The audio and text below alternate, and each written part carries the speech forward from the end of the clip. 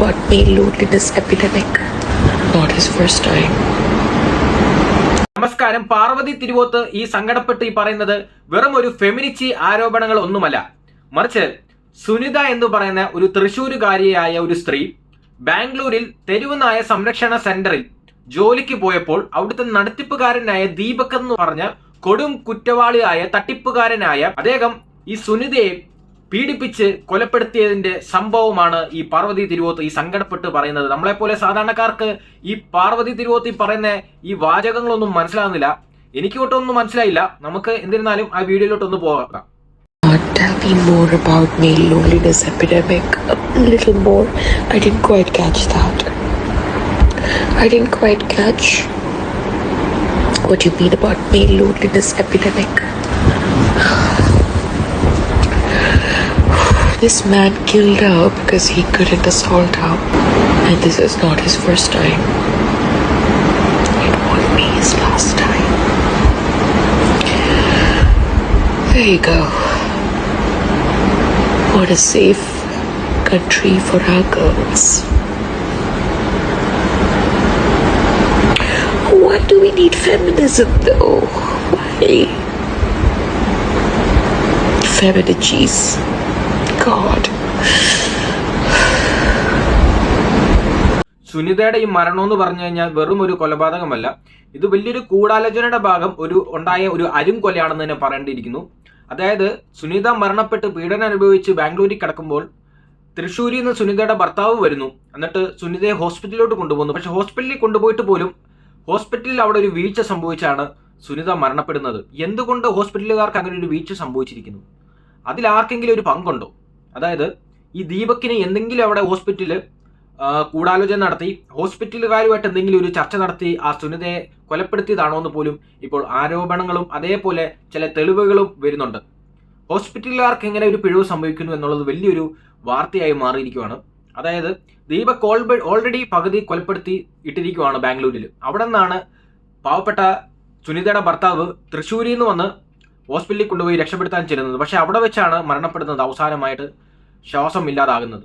അപ്പോൾ അവിടെയൊക്കെ കുറേ ദുരൂഹത എനിക്ക് തോന്നുന്നുണ്ട്. കാരണം ഹോസ്പിറ്റലുകാർക്ക് എങ്ങനെ ഒരു വീഴ്ച സംഭവിക്കുന്നു? ഹോസ്പിറ്റലുകാർക്ക് ഈ കൊലപാതകത്തിൽ എന്തെങ്കിലും ഒരു പങ്കുണ്ടോ എന്നുള്ളതാണ് എനിക്ക് സംശയമായിരിക്കുന്നത്. എൻ്റെ കയ്യിൽ കറക്റ്റായിട്ട് ഒരു ന്യൂസ് റിപ്പോർട്ടുണ്ട്. നമുക്ക് ആ ന്യൂസ് റിപ്പോർട്ട് കേട്ട് കഴിയുമ്പോൾ ഇതിനെക്കുറിച്ച് ഒന്നുകൂടി വിശദമായിട്ട് മനസ്സിലാക്കാൻ സാധിക്കും. നമുക്ക് ഒട്ടും വൈകിക്കുന്നില്ല, ആ ന്യൂസ് റിപ്പോർട്ടിൽ പോകാം. കൊല്ലപ്പെട്ട തൃശൂർ സ്വദേശിനി സുനിത വെറും ഒരു ഇരയല്ല, മറിച്ച് അധികാര കേന്ദ്രങ്ങളെ വിറപ്പിച്ച സത്യങ്ങൾ ലോകത്തോട് വിളിച്ചു പറഞ്ഞതിന് വേട്ടയാടപ്പെട്ടൊരു സ്ത്രീയാണ്. കേരളത്തെ നടുക്കിയ ഭാസ്കര കാരണവർ വധക്കേസിലെ പ്രതി ഷെറിന് ജയിലിൽ വഴിവിട്ട് സൗകര്യങ്ങൾ ലഭിക്കുന്നുവെന്ന് വെളിപ്പെടുത്തിയതോടെയാണ് സുനിതയെക്കുറിച്ച് ആദ്യം കേൾക്കുന്നത്. പിന്നീട് ജീവിക്കാനായി ബംഗളൂരുവിലെ തെരുവുനായ ഷെൽട്ടറിൽ ജോലി, അവിടെ വെച്ച് ക്രൂരമായ മർദ്ദനവും മരണവും. സുനിതയുടെ കൊലപാതകവും ഷെറിനെതിരായ വെളിപ്പെടുത്തലും തമ്മിൽ എന്തെങ്കിലും ബന്ധമുണ്ടോ? പ്രതി ദീപക് കൃഷ്ണൻ പിടിയിലായതോടെ കേസിൽ സത്യങ്ങൾ പുറത്തുവരുമെന്നാണ് പോലീസിന്റെ പ്രതീക്ഷ.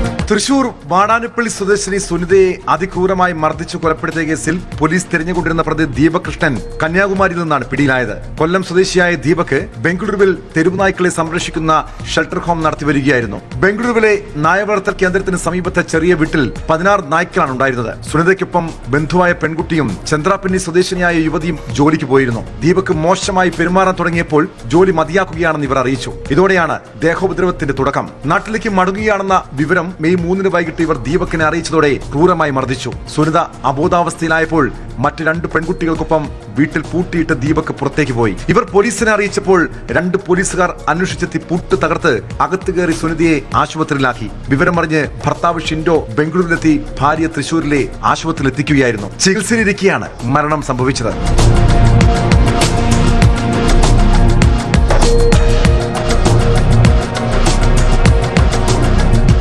ദീപക് കൃഷ്ണ കൊടും ക്രിമിനലും തട്ടിപ്പുകാരനുമെന്നാണ് വിവരം. 2017 ദുബായിൽ മലയാളികൾ ഉൾപ്പെടെയുള്ളവരുടെ കോടിക്കണക്കിന് രൂപ തട്ടിയെടുത്ത ശേഷം ദീപക് വ്യാജ പാസ്പോർട്ടിൽ ഇന്ത്യയിലേക്ക് കടക്കുകയായിരുന്നുവെന്ന് പോലീസിന് വിവരം ലഭിച്ചു. കൊച്ചി പൊന്നുരുത്തിയിലുള്ള വെറ്ററിനറി ആശുപത്രിയിൽ അതിക്രമം നടത്തിയതിനും 500 രൂപ നോട്ടുകൾ കീറിയെറിഞ്ഞതിനും ദീപകിനെതിരെ കേസുകളുണ്ട്. ഇതിന് പുറമെ ലഹരി ഇടപാടുമായി ബന്ധപ്പെട്ട് തിരുവനന്തപുരത്തും കേസുണ്ട്.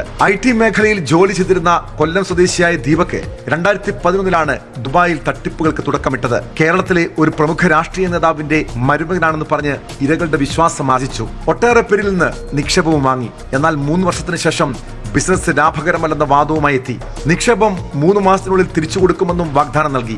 എന്നാൽ ഇരകളുടെ അന്വേഷണത്തിൽ ദീപകിന്റെ പേരിൽ കമ്പനിയില്ലെന്ന് വ്യക്തമായതോടെ കേസായി. 4 കേസുകളിൽ ശിക്ഷിക്കപ്പെട്ടു. 6 മാസം ജയിലിൽ കിടന്ന ശേഷം പുറത്തിറങ്ങി. 2017 വ്യാജ പാസ്പോർട്ടിൽ കേരളത്തിലേക്ക് കടന്നു. കൊച്ചിയിൽ തെരുവ് നായ്ക്കളുടെ സംരക്ഷകനായി വിലസുന്ദരുടെ ഒട്ടേറെ സ്ത്രീകളോട് ലൈംഗിക അതിക്രമം നടത്തിയെന്ന ആരോപണവും പലരും സമൂഹ മാധ്യമങ്ങളോട് ഉന്നയിക്കുന്നുണ്ട്.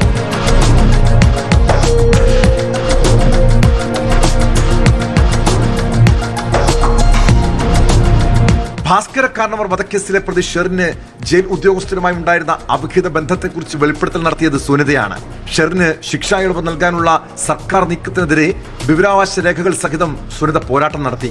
വെളിപ്പെടുത്തലുകൾക്ക് പിന്നാലെ തനിക്കെതിരെ പോലീസ് പ്രതികാര ബുദ്ധിയോടെ പ്രവർത്തിച്ചുവെന്ന് സുനിത ആരോപിച്ചിരുന്നു. ലഹരിമരുന്ന് കേസിലും ഗുണ്ടാബന്ധം ആരോപിച്ചും പോലീസ് തന്നെ നിരന്തരം വേട്ടയാടുകയാണെന്നും സദാസമയവും നിരീക്ഷണത്തിലാണെന്നും അവർ സുഹൃത്തുക്കളോട് വ്യക്തമാക്കിയിരുന്നു. ഈ സാഹചര്യത്തിലാണ് ബംഗളൂരുവിലെ അവരുടെ മരണത്തിൽ ദുരൂഹതയുണ്ടെന്ന ആരോപണം ശക്തമാകുന്നത്. സുനിതയുടെ വെളിപ്പെടുത്തലുമായി ബന്ധപ്പെട്ട ആർക്കെങ്കിലും ഈ കൊലപാതകത്തിൽ പങ്കുണ്ടോ എന്ന കാര്യത്തിൽ വിശദമായ അന്വേഷണം വേണമെന്ന ആവശ്യവും ഉയരുന്നുണ്ട്. അപ്പോൾ പാർവതി തിരുവോത്തിന്റെ ഈ സങ്കടപ്പെട്ട വീഡിയോയുടെ പിന്നിലുള്ള വിഷയങ്ങൾ നിങ്ങൾക്ക് വിശദമായി മനസ്സിലായിട്ടുണ്ടെന്ന് വിചാരിക്കുന്നു. കൂടാതെ നിങ്ങളുടെ വിലയേറിയ അഭിപ്രായം കമന്റ് ബോക്സിൽ രേഖപ്പെടുത്താൻ മറക്കരുത്. ഈ വീഡിയോ നിങ്ങൾക്ക് ഉപകാരപ്പെട്ടിട്ടുണ്ടെങ്കിൽ ലൈക്ക് ചെയ്യാനും കമന്റ് ചെയ്യാനും കൂടാതെ അക്കൗണ്ട് സബ്സ്ക്രൈബ് ചെയ്യാനും മറക്കരുത്. വീണ്ടും ഒരു വിഷയമായിട്ട് ഉടനെ വരുന്നതായിരിക്കും. See you soon guys.